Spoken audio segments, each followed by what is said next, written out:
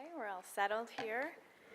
Good evening. My name is Leslie McCall. I'm a professor in the sociology and political science departments here at the Graduate Center, and I'm also associate director of the James and Kathleen Stone Center on Socioeconomic Inequality. So it's my great pleasure to welcome you all here tonight to the Graduate Center to hear a discussion of how the census matters to you.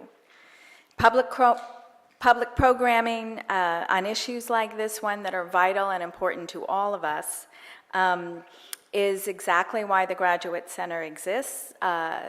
It's strong commitment to doctoral and master's education for the public good, which means equipping our graduates to address the most intractable and pressing problems of the day. The Graduate Center does this in innumerable ways through its nearly 40 centers and institutes that highlight our commitment to research and open debate. In fact, tonight's discussion is presented in collaboration with the CUNY Mapping Project, which is part of the Center for Urban Research. The Center for Urban Research undertakes basic and applied research to address critical issues for New York and other cities, and the census is most definitely one of these critical issues. Like they did for the 2010 census, the CUNY Mapping Project is playing an important role in assuring a fair and accurate census count in 2020, mapping hard-to-count communities by providing online maps to support the work of census advocates in their outreach and education of the public. But how exactly does the census matter to you and to me and to every one of us in this country? If the past is any indication of the future, the 2020 census will determine how we apportion Congress and how federal funds are allocated. It's also essential for researchers like myself and many, many others who work on issues like voting patterns. And of course, it's absolutely critical for community advocates who depend on accurate figures about exactly who lives where. In fact, how we count our population gets to the heart of who we are as a country and to the heart of the idea of the public good, the idea that informs education here at the Graduate Center and, of course, CUNY more broadly, which is renowned both as an educator of a great diversity of students and very much related to this, an engine of democracy. To that end, tonight's program is part of an important new Graduate Center initiative called the Promise and Perils of Democracy. I serve on that planning committee. And over the next 2 years, we hope to ignite research, encourage collaboration among scholars and students, and engage in timely and thoughtful public discussions, just like this one tonight. And we hope you'll tune in for some of the other ones over the next couple years. So now let me introduce tonight's distinguished panel of experts and advocates. First is John Mollenkopf, who directs the Center for Urban Research, the center that I mentioned earlier, in which houses the Mapping Project, located here at the Graduate Center. John is a distinguished professor of political science and sociology and coordinates the Graduate Center's interdisciplinary concentration in public policy and urban studies. He's authored or edited 15 books on urban politics, urban policy, immigration, and New York City. His current research focuses on immigrants and politics, especially in New York, and with an emphasis on the political incorporation of immigrants and the comparative analysis of the immigrant second generation. John's research relies heavily on census data, and the CUNY Mapping Service at the Center for Urban Research is working very closely with groups around the country to help pinpoint hard-to-count communities leading up to the 2020 census. Vanita Gupta is one of our country's most prominent advocates for social justice. She is president and CEO of the Leadership Conference on Civil and Human Rights, which is the nation's oldest and largest civil rights coalition, and is also leading the effort nationwide for a fair and accurate 2020 census. She has served as acting Assistant Attorney General and head of the Justice Department's Civil Rights Division, and as an attorney with the ACLU and the NAACP Legal Defense and Education Fund. We're very happy to welcome her back to the Graduate Center. She was here last year when she was awarded an honorary degree. Stephen Choi is the Executive Director of the New York Immigration Coalition, which represents over 200 member groups from the state's immigrant communities. He was involved in the 2010 census as Executive Director of the Min Kwan Center for Community Action, which represented the Korean and Asian community in New York. For the 2020 census, the New York Immigration Coalition has joined with many other groups across the state and with state and local government officials to organize the New York Counts 2020 campaign. This campaign will ensure that all New Yorkers, especially marginalized communities in hard-to-count districts, will have full participation in this census. Esmeralda Simmons joins us tonight from CUNY's own Medgar Evers College. She is the founder and executive director of the Center for Law and Social Justice, a community-based legal advocacy and research institute at Medgar Evers. She previously served as the first Deputy Commissioner for Human Rights for the state of New York and as a civil rights attorney for the U.S. Department of Education. Throughout her career, her work is dependent on and highlighted the importance of accurate census data for redistricting at the local and federal levels and providing support to the communities that her institute serves. Finally, we are very fortunate to have Maria Hinojosa moderating tonight's panel. She's a journalist you probably know well from her work with NPR and PBS. Through the Futuro Media Group, an independent nonprofit she created in 2010, she is focused on community-based journalism about immigrants and other groups too often overlooked by traditional media outlets. Her work as anchor and executive producer of Latino USA, Maria Hinojosa, One-on-One, and other programs. She's been honored with the highest of journalism awards, including a Peabody, 4 Emmys, and the Edward R. Murrow Award from the Overseas Press Club. Please join me in welcoming this outstanding panel to the Graduate Center tonight. Thank you. So I was just backstage, I was like, so do you guys think this is gonna be like a geeky, nerdy crowd? That's, you know, because it's, what day is it? It's a Wednesday? In the beginning of December, at the end of 2018, and you guys have chosen to be here to talk about the census. So I kind of love that. I'm already feeling like, okay, got a crowd here. And I actually want to start really quickly, Esmeralda, just with you. We're gonna come this way. When I say census, not 10 minutes, give me 2 words. Census, you feel? Undercount. Okay. Steve? Political power. Okay. Vanita? Oh, you guys have microphones. Oh, so cute, they were all. Okay, so wait a second, say it again. Undercount. Political power. Right now, citizenship question. Social science. Let's see, which one do I want to start with? Let's start with the elephant in the room, the citizenship question, because it's really created a lot of havoc. It's created so much. I mean, there was, in a lot of ways, the question around census is always a political one, the participation rate, the question of trusting or not. But what we're experiencing now is something quite intense. So Vanita, about the citizenship question, what is it that has you concerned, and where do we stand at this point? And can we walk any of the damage back? Well, actually, in a lot of ways, the citizenship question relates to everything that everyone said here in their 2 words. But so just to give a little bit of the background, the census is the one kind of program that is written into the Constitution. The federal government has to conduct a count of every single person, regardless of background or status, every 10 years. And we have never gotten it 100% right. 2010 was the closest we had ever gotten, but we know, and through the mapping that CUNY has done, exactly where there are the hardest to count communities based on prior decennial census cycles. But what happened in the last year is that the Trump administration, through the Department of Commerce, Secretary Wilbur Ross, made a decision back in March of 2017 to add an unprecedented question on the short form of the census, which is the census form that people are meant to fill out every 10 years, asking about a person's citizenship status question. Okay, so I'm just going to stop you right there. So does Wilbur Ross just kind of wake up and say, I think I want to add the citizenship question to the census. Okay, I'm going to do that. So, no, actually. And I can go into just a little bit of background about how this question got added.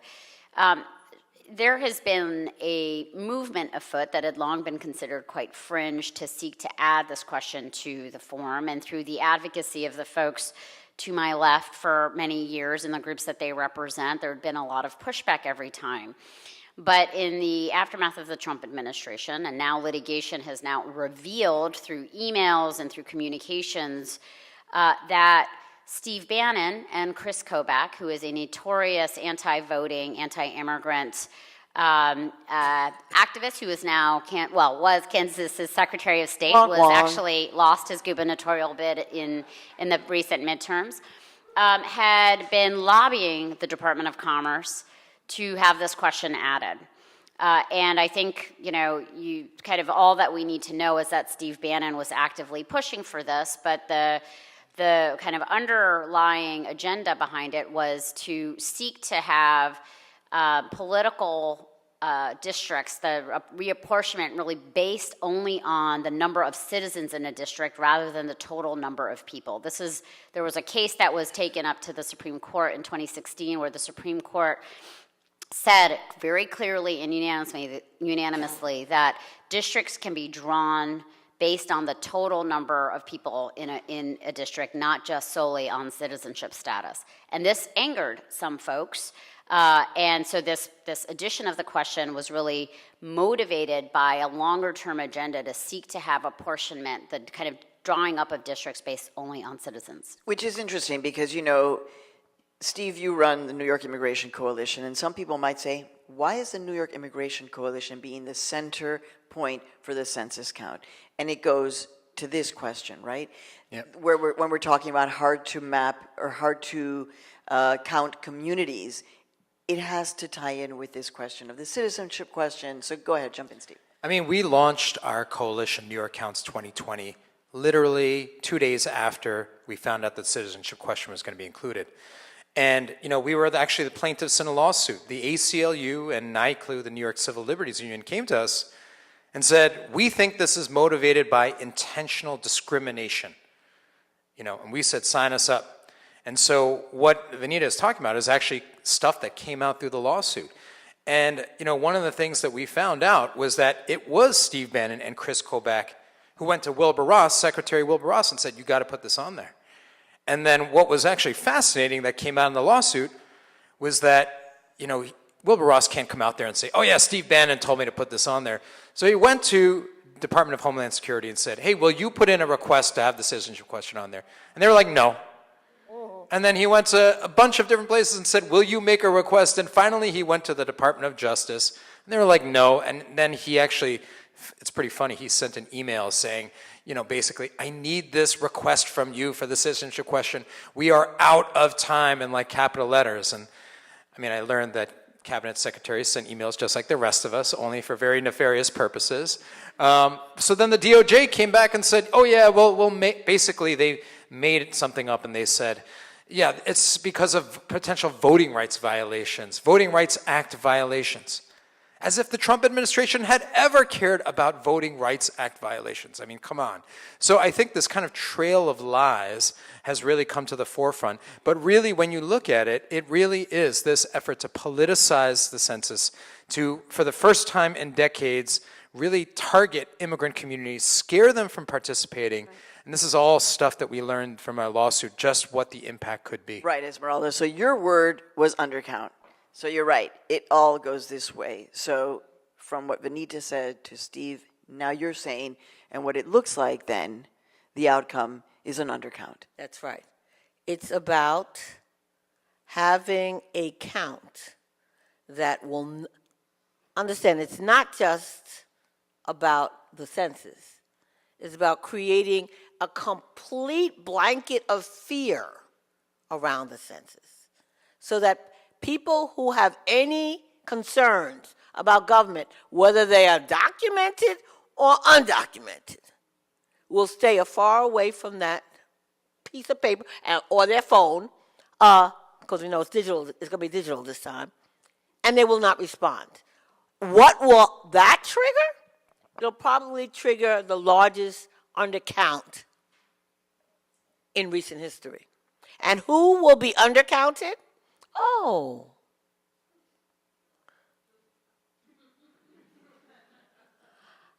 Latinos.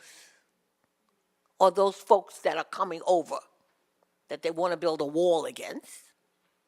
Black folks who never voted for me anyway. All of those other folks who are immigrants, documented, but may have a family member or a loved one that's not. Remember, you count everyone in the household. And then I must add, all the other folks who have a fear, a justified fear of government. And that's getting to be a larger and larger group. So now we're talking about an undercount that's massive. And what will be the result of that? That's what you got to get. If the undercount is massive enough, it will allow those who are in power, even though they don't have the real majority of people in the country, to continue to be in power. All right. So, John, you talked about social science, but Esmeralda was talking about politics too. So, Well, I would have said political power if Steve hadn't beaten me to okay. being a political scientist. But Can you put the mic up to your... oh, is it on? Yeah. I guess it's on. Widening out the lens of vision here for a second, as has been said, we take the census every 10 years in order to apportion seats in Congress. So the census drives political representation. It drives political empowerment, both across the states. You know, does New York, you lose another congressional seat to some other state like Texas or Florida that picks up one? So that's very important for us here in Metro New York, but also within the state of New York and within the city of New York. Which neighborhoods get which level of representation will be driven by the population count, because the districts all have to be more or less equal in population. So this is both a question of practical politics, who stands to be represented, but also it's a deeply philosophical question of who has standing to be considered as important by the United States government. Is it going to be everybody who lives here, as the current situation, the current system requires, or is it only going to be citizens? And there are certainly conservative forces in the country who believe, for example, that a child of an undocumented immigrant shouldn't be able to become a citizen. And this is all a piece of certain forces trying to drive long lines in our country that's going to exclude large numbers of people and include others, more privileged people. Esmeralda started by saying, who are the first people who are not going to participate? Latinos, immigrants. And these are people who Donald Trump, in fact, has been insulting since the day he announced. So there is the possibility that if Latinos and Latinas and other immigrants don't participate as a form of protest or out of fear, kind of Donald Trump, does he win because Absolutely. of that? He wins. But people themselves might be feeling, I'm winning because I'm not going to be engaged with a government institution. I'm winning because I'm going to feel like I'm safe. I'm going to be not on the government rolls. I'm winning because I'm protecting myself. But It's not real. It's not real. ICE uses broad census data to do raids. They don't dig down and find a name and a house number.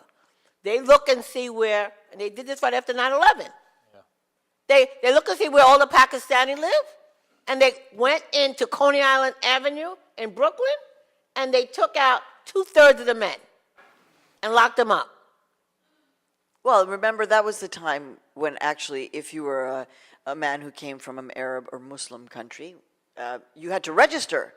Right. You actually had to register. So it was not a choice. It was not I'm going to choose to engage or disengage. But here, there is a choice. Yeah, but I mean, I think the important thing is I think there would be nothing more that Steve Bannon would want than a systematic undercount of communities of color. And I think the most important and potent power to reject that is for people to be counted, for us to be organizing in our communities about the importance of the count. It's also important for people to be aware that there is federal law on the books that prevents the federal government from using census data for law enforcement purposes. Now, there's a lot, I think the distrust of government, of course, is something where, you know, when Dreamers were told to trust the government and register with the government, and now their status is in limbo, nobody can deny the reality of fear that exists in communities that are so incredibly vulnerable right now. And so it isn't going to work if we have kind of government men in suits knocking on these doors, taking the count. We have to be in our communities with community-based organizations, you know, working and explaining about the importance of the count, what the federal laws are on the books to protect vulnerable communities. Census data is supposed to remain confidential for 70 years. There are these protections that are really important. But I think the work, the organizing work, which has always been complex, even in the best of circumstances, is now that much more challenging for all of us because of the levels of fear. But the importance of having a massive organizing effort to make sure people understand what's at stake. It's healthcare dollars, it's schools, it's access to education. But there might be a more emotional, of course, response. Hold on, Steve, because. You know, I could imagine a campaign, it's very radical, don't quote me on this, but that basically said to Latinos and Latinas, you know, give it back to Donald Trump by participating in the census. Being very frontal, that by participating in the census, you're actually resisting erasure. That might be something that is, as opposed to, it matters so much in terms of education and dollars and the parks and the this. But if you said, this is your way To strike make that. sure that you are not going to be erased, and that's a kind of like a participation as resistance is interesting. And I would say that there's a fine line to walk here. And I think, you know, one of the disconnects between some mainstream folks that are not really thinking about civil rights is they say, yeah, we've got these ironclad data protections that you're not going to share individual information. We're not going to repeat the mistakes of the 1940s when the Census Bureau gave individual identifying information about Japanese Americans so that they could get rounded up and put in internment. So, yes, the line that we have to walk is, yes, there are protections that say the Census Bureau cannot give individual identifying information, and we should remember that. But the fact is, Esmeralda is right. After 9/11, the Census Bureau gave block-level information to the immigration authorities, who then said, yeah, this block in Coney Island, 67% Pakistanis, maybe we should go there. So we've got to be able to walk that fine line there. And I think in today's context, really what that means is we need to fight extra hard to get some kind of guarantee. I know it's hard in this administration, but we need to really fight hard to make sure that there is some kind of guarantee that census data, even though it's not individually identifying, that kind of block level data is not used for immigration enforcement. I think we've got to redouble our efforts. So, John, as the academic, has the damage been done essentially? I mean, is there a way to kind of walk this back? Is there a way to mitigate the fact that there has been this level of distrust that has been sowed? Can we walk it back?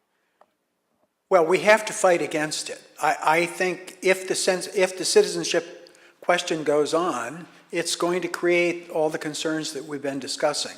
So it'll create one more barrier to conducting a really good, thorough census. But that's just another reason to get organized for a full count in 2020. Census is going to happen in April 2020. We'll have a presidential election in November of that year. We'll have redistricting at the end of that year, beginning of the next year. So the census really is the first step in a campaign of steps to achieve full representation for people that forces within this country would like to exclude and to minimize. So I see it as all part of one long campaign to really, perfect our democracy.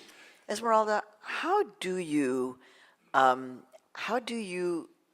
cross that fine line between saying you must participate, it's so important, I mean, there's just going to be all of these benefits, and it's an act of resistance to be counted, versus people who know you in the community, know your longtime kind of grassroots-based activism in New York City and the state, and they're saying, I don't trust.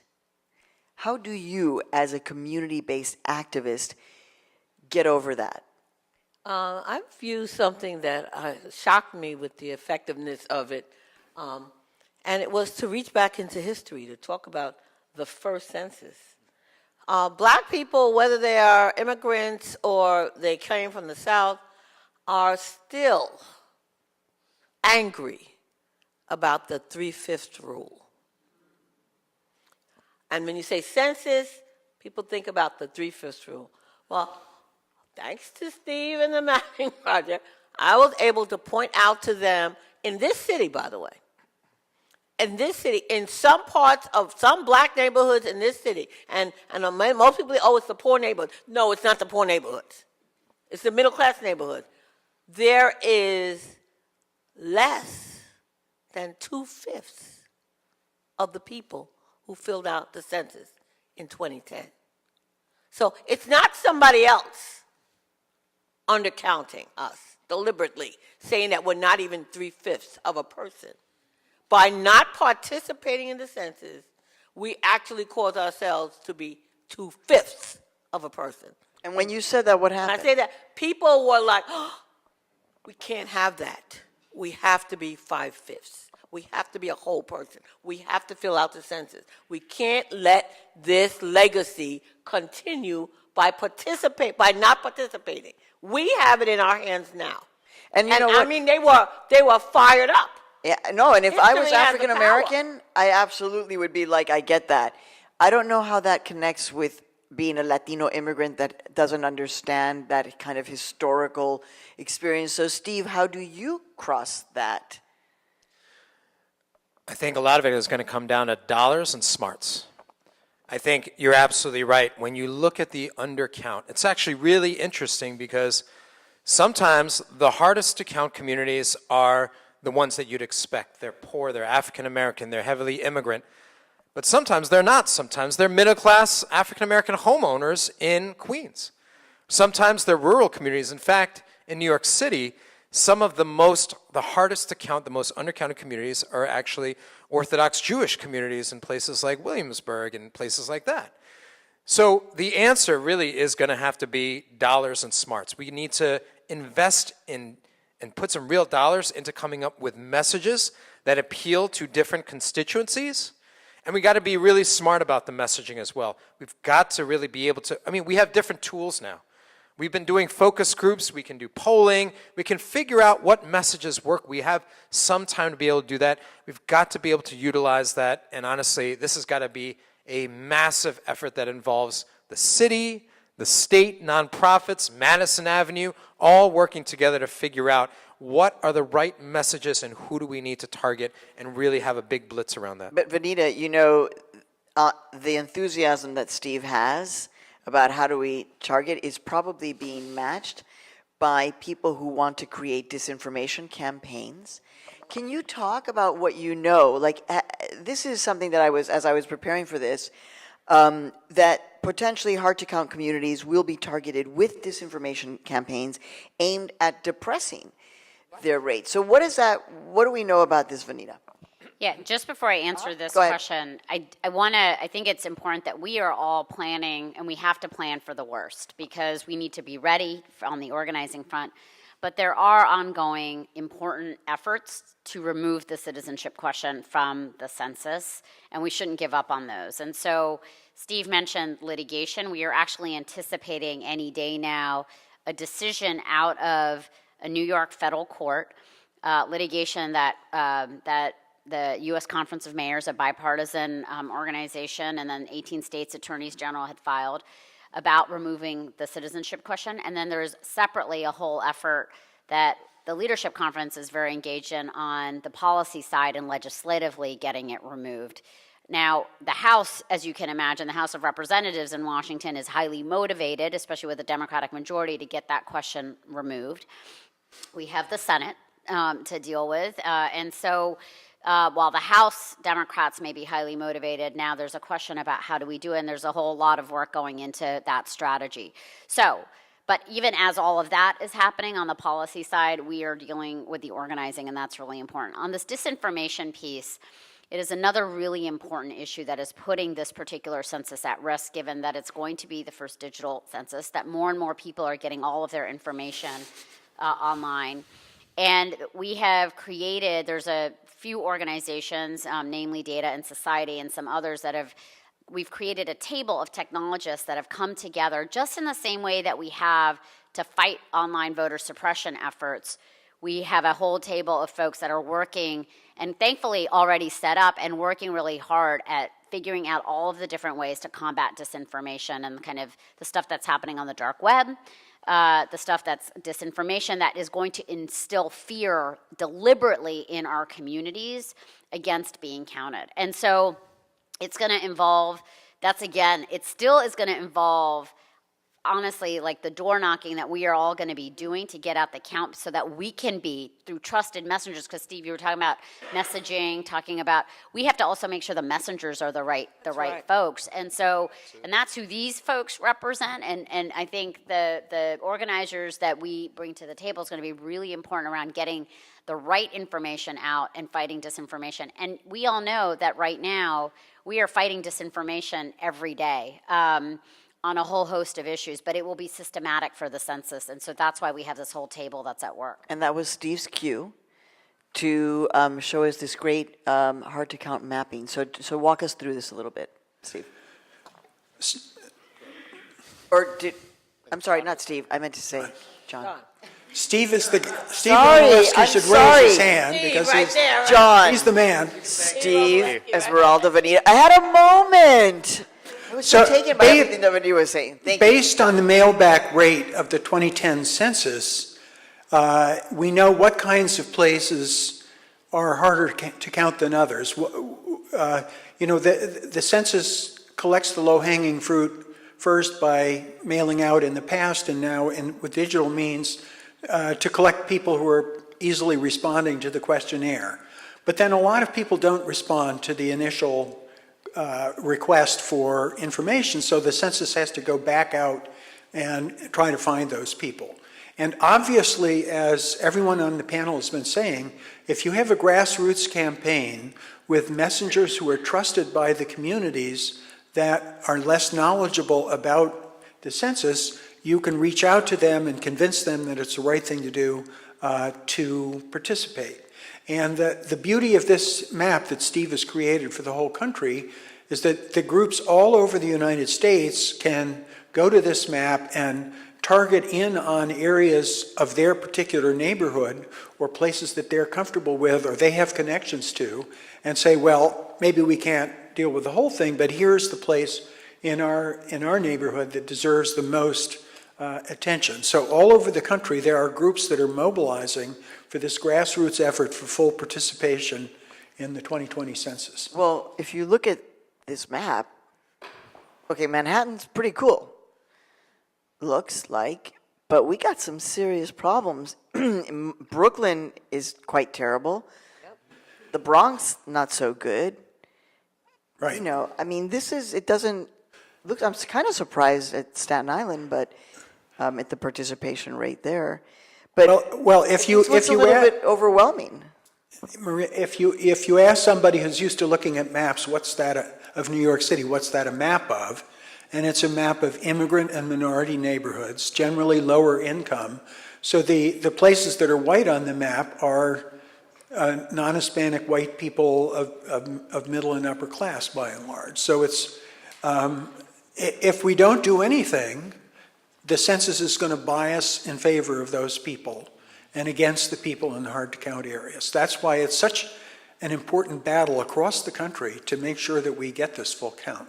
So what do you say to people who are a little bit naysayers? And by the way, we've got microphones here, and if you feel so moved, come on up and stand to the mic, and I'll see you, and we'll call on you. We'll start incorporating your questions.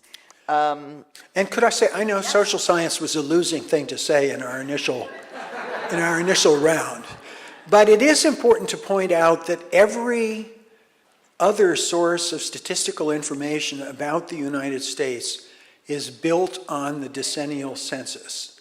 The decennial census is the only thing that goes out and tries to count every single person, one by one, in the United States. So everything else uses that as a base for their sample frame or their populations or understanding their groups. So obviously the first and most important thing is political representation and redistricting and empowerment. But beyond that, it's really everything that we understand about the society comes from this basic source. Okay, so great, we've got some questions. We'll come to you in 2 seconds. But what do you say to somebody who's like, oh my God, you guys are talking about the census like it's the most important thing, and that if we don't participate, the sky's gonna fall, and it's like, and people are like, I don't know. Census came and went last time, I'm okay. Country's still fine. Like, how do you kind of counter that apathy, which is like, it's not the most horrible thing in the world if I don't answer the census. And you guys are like, no. As well.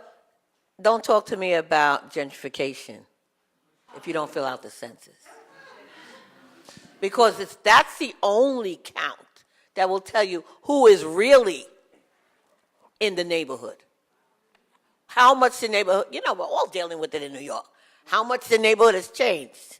I've had people that tell me that Bed-Stuy is now 70% white. I said, come on now. Now it's not 90% anymore. But because of fear and what people appreciate, people exaggerate. The census will tell the story if we participate. So that's what I tell people. Gentrification will be exposed for what it really is and what state it's at right now and who is where and where do they come from. Steve. What I tell people is, if you care about the DREAM Act, if you care about dreamers, then you better care about the census. Because when you look at the results... I've never seen that actually like on a banner or anything. I haven't seen that on any social media that says, if you care about dreamers and the DREAM Act, then answer the census. I mean, when you look at what happened, somebody else mentioned it earlier today, but in 2010, we didn't have a great count in New York State, so New York State lost 2 congressional seats. And you know who gained those seats? It was places like Utah, Florida, right? And so when we looked at this past year and all this legislation that came down to like 1 or 2 votes, you think New York would have used those votes? I think New York could have certainly used those votes to pass things like the DREAM Act and other really critical pieces of legislation. So that's what I tell people. I also think the census is, as I said, it's the basis for whether districts are going to get money for health care for people who can't afford it, for access to public education and schools, for access, and I oversaw federal civil rights enforcement at the Justice Department. All of our federal civil rights laws are enforced on the basis of the census. So in order to address discrimination and understand what the kind of denominator is, who the communities are, what the numbers look like, the Justice Department relies on census data. Businesses decide whether they're going to put a grocery store in a district, in a neighborhood, based on census data. They will decide whether there's going to be lending institutions and banks and community banks in a particular neighborhood based on census data. So all of these things that are every day a part of our lives are often allocated on the basis of the census. Public transportation. No, I'm feeling like the gentrification answer is kind of a good one again that unlocks people. Okay, go ahead with your question. Thank you for this really important panel. I just want to call attention to another aspect of the undercounting of Black and Latino communities, and that's about the census traditionally counting prisoners in the communities in which they are housed rather than the communities that they come from. Is that still an issue? It's in New York. We passed historic legislation approximately 11 years ago. No, more than 11 years ago, which required in New York State only, for the purposes of local and state elections, to count people who are incarcerated from the communities in which they came. That was major. Of course, immediately, it was challenged legally. We slammed that down. It's still in effect, but we're watching now, because now there's a new state commission in the state of New York, and they may want to tinker with that a bit again. So right now, and I hope you hear how civil rights enforcement is. At this moment, it's still good in New York, but that's New York state. That's not across the country. Yeah, and just to pick up on the national picture on that, there had been an effort in recent years to actually make that a national thing, to have people who are in prison be counted from their home communities rather than their place of incarceration, and unfortunately that was not changed. And efforts to change it were completely stymied in this administration. So while New York took that action, and I don't know what the handful of other states are that have a similar, most states have not yet made that change, and it creates an imbalance, because often jails and prisons are located in rural communities, and it can kind of change the way resources get allocated. But it's an important issue. Thank you for raising it. And if a tangent to that question, but something worth considering, is that if we have block-level data on non-citizens, when people are drawing districts for very partisan purposes, they can meet the population quotients for a district by putting non-citizens in that will account for equal size, but they have no political weight. So if it's there, it's going to be used, I think, for somewhat nefarious purposes. Okay, another question, go ahead. Yeah, I actually have two questions. One is on the heels of the last one, which is how are we going to count the homeless? The homeless numbers are going up, and I'm just wondering what the city's plans are for counting them. And the second one is we're, for the first time, going to be using digitalized methods of collecting data. What security do we have that this is going to be something that we can actually not fear? And also, I have a lot of concern about people who are not digitally savvy. Right. I mean, if you've ever had to fill out a FAFSA, it's just like, so, maybe this will be more appealing, but there are a lot of people who have digital fear or just don't have access. So yes, those two questions. Who wants to take a shot? Homeless? The homeless? New York City, I'm sorry that nobody's here from New York City.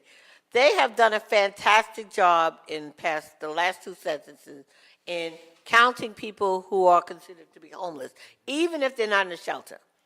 The shelter, institutional, people who are are in any kind of institution, a hospital, a halfway house, a foster care, large group home, they are counted. They are counted.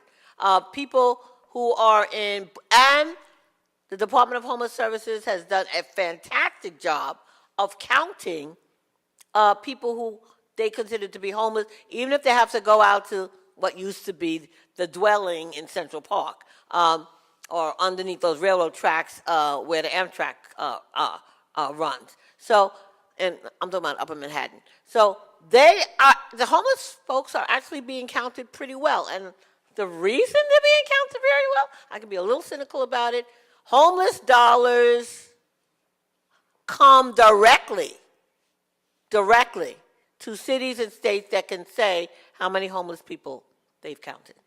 Now, that's not a question on the census.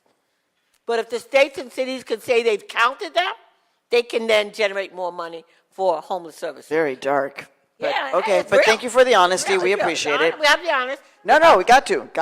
The Steve, second part of the question was? Around the digital piece. the digital piece. Steve, go ahead. I would just say there's a humongous amount of questions about how the Census Bureau is going to do this.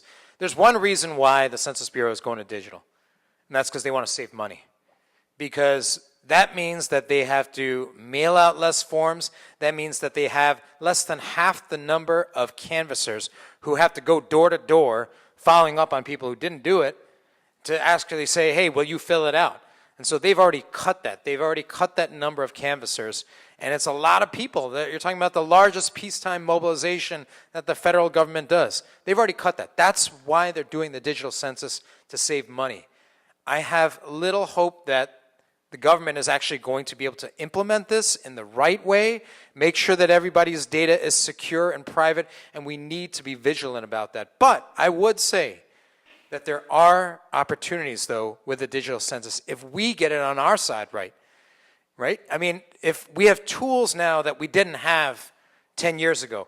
The iPad wasn't even a thing in Census Day 2010. Now we have iPads. Can we think about ways in which we can get technology to actually work for us instead of the other way around? So I think that there are some opportunities, and we need to really be thinking about that. Okay. I actually want to bring in another question. So you came up first. Yes, sir. Nadia, what impact will the change... Oh, hi. Old friends.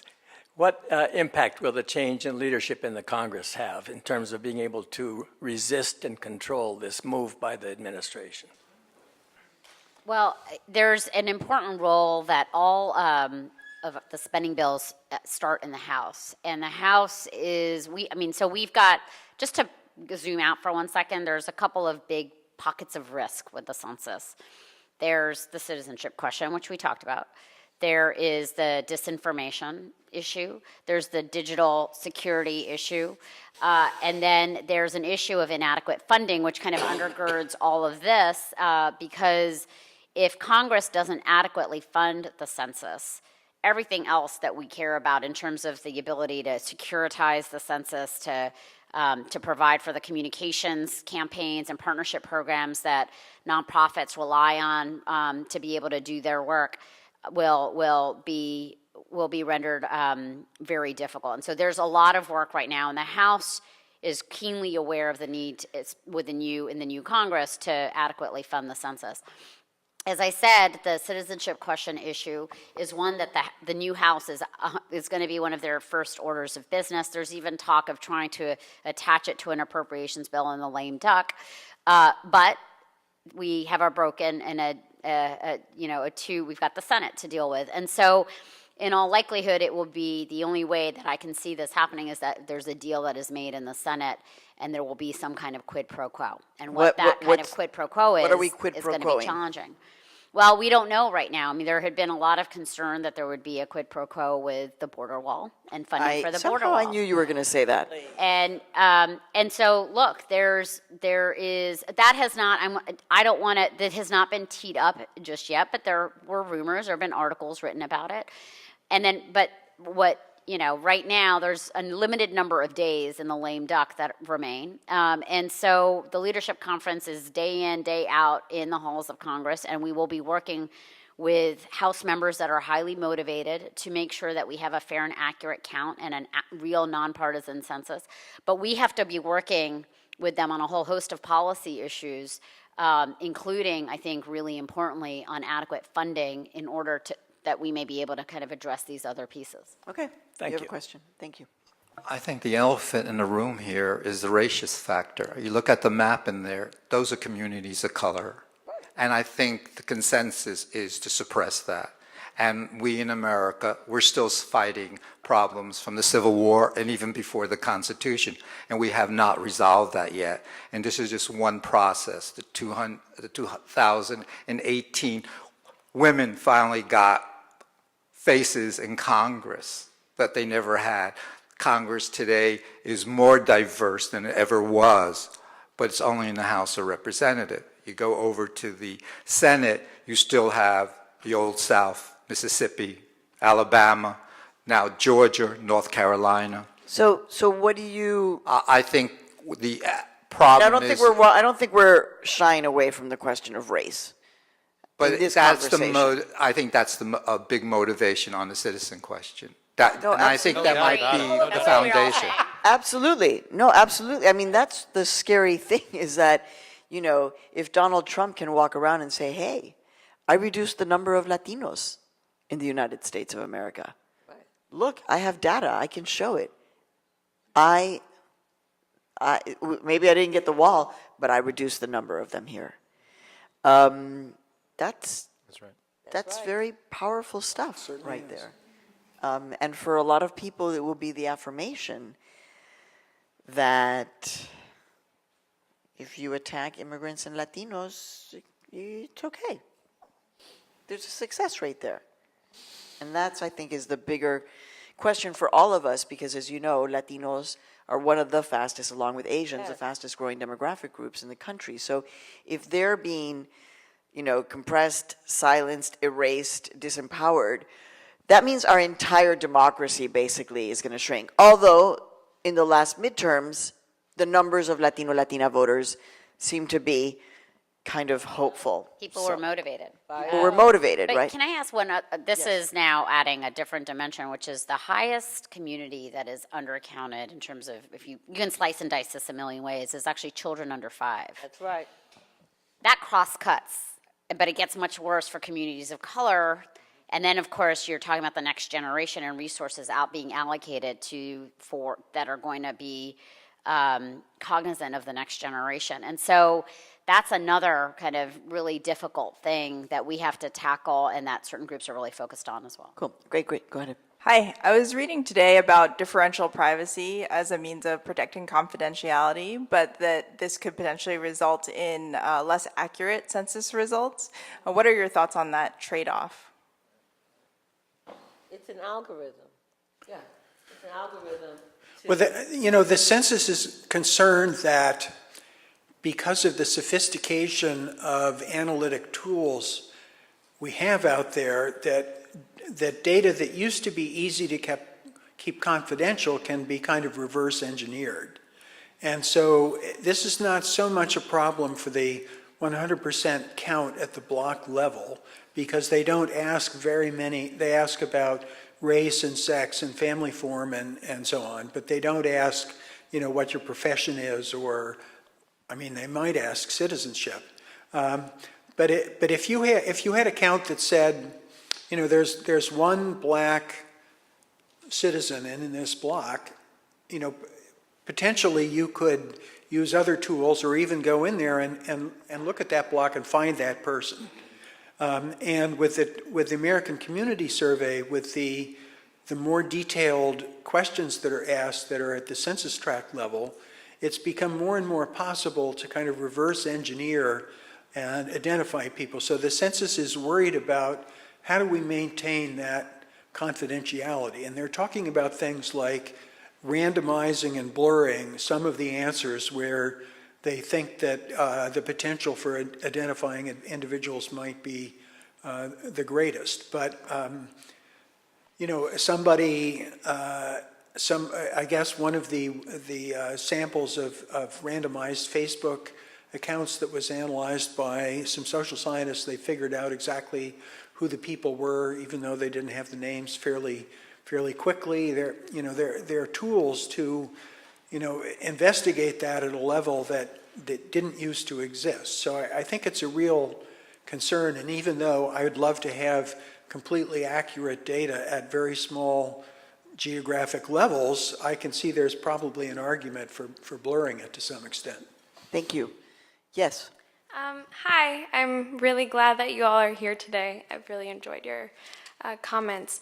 I wanted to go back, somebody mentioned the voting rights component of the Trump administration's argument for the citizenship question. And I know we can all acknowledge that it is disingenuous for the Trump administration to talk about voting rights, but I do think that I'd love to hear from any and all of you about I do know that the ACS does contribute to voting rights claims in court. So what is a genuine and feasible alternative for real counting of citizens who are having their voting rights violated?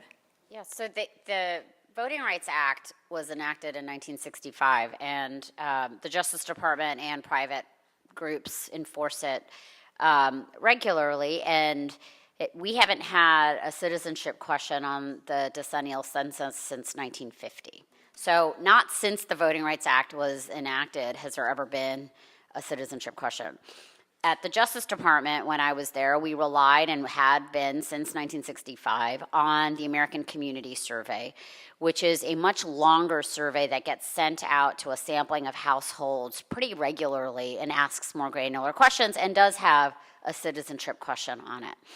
And that data that is obtained from that sample of that is garnered from the American Community Survey has been more than sufficient to rigorously enforce the Voting Rights Act ever since it was enacted. And so what happened is when Steve was talking about when the Commerce Department was fishing around to have a federal agency ask for the department to actually add the question, the Justice Department sent them finally a letter saying that we need this data from a direct question of the census citizenship, around citizenship, in order to enforce the Voting Rights Act. Now, we did that, and we never had that. And so we knew immediately that it was a ruse. We didn't need the litigation to point that out, but it just became that the litigation really made that clear. But, it was just entirely a ruse. And so all of the enforcement of our federal civil rights laws has relied on data that has been obtained from estimates. And the thing is that the potential chilling effect that we are now all at the precipice of witnessing around the addition of this question would create such an inaccurate census as to completely dissipate whatever kind of notional increase or return you would get from a much more granular assessment of of data around citizenship question if it's directly asked on the census. So that kind of is the whole thing belying the ruse behind the addition of that question. Thank you. Yes. So I'm interested in, aside from citizenship metric, what other new metrics are being planned for the 2020 census, or what changes are being made to the census collection from 2010? I mean, the other big question has been how do we define our racial categories, and do we include Latino or Hispanic origin as something like a race category? In past censuses, they ask two separate questions: what your race is and whether you're of Hispanic origin. And it's clear that a lot of Latinos in the U.S. don't feel comfortable putting themselves in the white, black, Asian set of boxes and choose others. Most of the people who choose other race in past censuses are Latinos and Latinas who don't, feel comfortable with that categorization. And there was a lot of talk about changing and modernizing the way that question was asked, but the current administration has decided to stick with the previous way of doing things. But I'm sure you guys have... Which in some ways might be okay, right? In other words, that this administration is not necessarily meddling on the question of, right? You're all just like dreading. Yeah. But there was something really good that's happened this time. Forever. Good news. Yes. There's some good news. Forever, there's been the white, black, Asian, American Indian. American Indian, Hispanic. And Asian have for, I guess it's about 20 years now, maybe 30 years, been able to identify their ethnicities. Same thing with Hispanic. So you could say check off Mexican, you can check off I think they do Central American, South American, Caribbean. But black, it was like we were nothing. We came from nowhere. This time, there are going to be several listings of ethnicities under the black category, and there's also room for people to add other lines because there is such major diversity among black folks in the United States. Interesting. So that's great, and they eliminated the word Negro. Okay. Finally, well, the thing that I would just say is one of the things that was on the docket to change was also giving folks from the Middle East an ability to actually specify whether they're Palestinian. I mean, they all used to be lumped in as Caucasian, and that drove friends like mine, like Linda Sarsour, just mad. They were so upset about that. But I actually think it actually sheds light on the citizenship question, because each of these changes goes through the incredibly rigorous process of getting comment and this, and you test it and that. The citizenship question had nothing to do with that. In fact, the Census Bureau has only done one experiment. They were supposed to do 4 experiments just to see how this all went. They only did one. It was a complete disaster. And so, already when you think about all the preparation that goes into place for a census to be done properly and all the process, and then at the 11th hour to just throw in the citizenship question, we all knew exactly what was motivating that particular question. It had nothing to do with getting more accurate data or anything around voting rights violations. So you guys, I'm just watching the time. We've got just 10 minutes to go. So what I'd like to do is I'd actually like to take all 3 of your questions, boom, boom, boom, and then we'll see if there's any last ones, but this way at least you guys get to ask your questions. So go ahead, just ask your question. Thank you. The timing is terrifying, given that 2020, of course, is the next big election. And I just wondered how we organize and how we inform and how we take the opportunity to utilize the platforms of the election, of the candidates, to move this forward and make it an election issue. Right, and really relying on a lot of local efforts to make that happen. Yes. Okay, thank you. So there's the question of how do you mobilize? Go ahead. In the event that the question can't be removed from the census, what is the possibility for civil protest to have mass non-answering of that question and then challenge it in the courts later when they try to throw them out? Right, does it, right, if they will be invalidated or not. Okay, thank you. Go ahead. I've just heard a lot of talk about categories. One of the things I was thinking about when I heard the words that were used tonight around political power and undercounting is I'm a social worker and a researcher and an activist, and I've worked almost primarily with the LGBT community. And I've heard very little tonight about how the census is going to impact those communities, particularly as it relates to allocation of resources. A lot of the research that I've been doing has to do with communities of color. The rates of infection of HIV are on the rise. They're soaring right now. We just had an NIH grant that was shut down when Trump came into office. So what is this going to do in terms of not just political representation, which obviously the queer community has never been represented in terms of census, and we have, gay marriage, but we're not on that map. We're not being asked questions. Right. Also, is there an issue of gender identification at all, and how is that being dealt with? Okay, well, we got those 3 questions. Let's see how that takes us. So the questions were non-answering as a form of protest, how to mobilize, and LBGT. And LGBT. Go. I can start with, I don't know which Vanita. order it is, but this not answering piece. So it is against the law to boycott the census. Whoa. And to deliberately or intentionally refuse to fill out the form.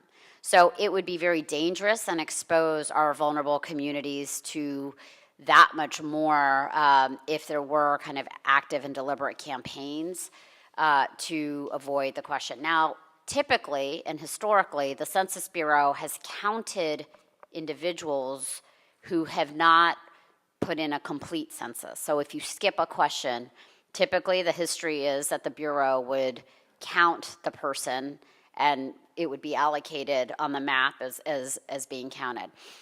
And we are working right now to get that assurance formalized from the Bureau to make sure, because we don't want to take anything for granted in this administration, that that will continue to be the case. But I do think it's important to underscore that any kind of organized mass protest around it, folks need to be really, really careful. It is very dangerous to advocate for some kind of boycott of it. And so, again, to me, and I realize we have to be very real about the fear in our communities. And I think, Maria, you've been really highlighting that, like, while we can say the best antidote is to make sure that we're organizing our communities to make sure that folks are counted, we are walking this fine line, as Steve said, and we have to be cognizant of the fear that exists. But I do continue to believe that it would be fall right into Steve Bannon's greatest dreams to have a systematic undercount, and so we have to be careful. So there's there are different questions around this. One is around not completing it at all and kind of doing a mass boycott, and the other is about whether people end up skipping the question. Steve. I would just say briefly about the intersection of census and elections. I mean, right now we're in a situation where the people are going to be running in 2020 are already out there burnishing their resumes. We have a senator from New York who's, I think, is probably going to be running for president. We have a governor from New York who I think is probably running for president. There's an opportunity to actually hold them accountable. And look, I have very little faith that the federal government is going to do what they need to do to make sure the census is an actual success. But there's a lot that local and state governments can actually do. And you know, when you think about this, the most effective thing, bar none, of getting people to participate in the census is having a trusted messenger go to them, knock on their door, and explain exactly why. And those groups may have already been in contact. They may be tenants' rights groups. They may be immigrant rights groups. We need to figure out a way to support that because that is by far the most effective thing to do that. California just recently put in $90 million into census outreach because they recognize how important that is. Then, New York, Governor Cuomo, you all have put in as much money into census outreach as Governor Cuomo and New York State have, and that is $0. Yikes. So we need to push Governor Cuomo and the legislature. We have an ask out there. We calculated that $40 million should be going in the state budget to nonprofit organizations. So when Cuomo or whoever is running for president steps up in 2020, we want to say, what did you do for census outreach? What have you done to support that effort? And if there's one thing that you all can do, it is to go and sign this petition. We have a petition on our website, NewYorkCounts2020.org, and sign that petition to tell Governor Cuomo and the legislature to put more than $0. Maybe it'd be great if they put in $90, but to say we need to put in $40 million to census outreach efforts because that is going to make a huge difference in getting all the different trusted messengers out there and making sure that they're resourced. Cool. All right, John. Just, you can answer the questions or give us your final thought, and then Esmeralda will take us out. Well, just on the LBGD question, I think the census is very, very behind on the questions of how you define gender. They're still in a very binary mode, but hopefully in future decades they'll realize that the boundaries are a lot more fluid than that. There are ways to count, male, married and unmarried households in the census. It's used as a proxy for understanding the LGBT communities in the country in New York City. But I'm sure also on that front, the census in the future will think about doing a better job of letting people define what their household relationships are than they do now. Esmeralda, close it up for us. We have a major task ahead of us. And we've been talking about state government, and we'll also put Mayor de Blasio in that same boat, the big Z, the big O. But I'm going to say that this is going to depend on you and me. Our churches, our organizations, our benevolent societies, our charities, whatever you're in, their block association, there needs to be a pop-up census station everywhere. Everywhere. The bodega. Everywhere. So that there'll be some friendly face there that they know already that will say, I can help you fill out the census. It's going to take less than 10 minutes, and I will help you do it. We are not going to see the translated materials we need for our diverse city. It's not going to happen. You know who's going to have to do the translation? You and me. Our communities will have to translate for each other because it's not going to happen on a federal level. So what does this all mean? Our future democracy is going to be tested by the 2020 census. We need 100% participation. We want the country to show up as it is and not be whitewashed. Yes, I said that. We want people to feel proud to say who they are. We don't want anybody disappeared. We want our youngest residents in this country to be counted so that we know how many children are going to show up in kindergarten. I don't need to go into what happens in New York City every year. And we need to continue to resist. Get the word out. Census is the major democracy issue of 2019. All right. Major democracy issue. Thank you for being here. All right, thank you. That's Thank what you I'm to the doing. panel. Thank you to Vanita, to Steve, to Esmeralda, and to John, and to CUNY for hosting us. And thank you for being here. This is very uplifting that you chose to be here on a Wednesday night in New York City. Now go look at the tree or the pretty flowers or whatever. All right, thank you. Good night, everyone.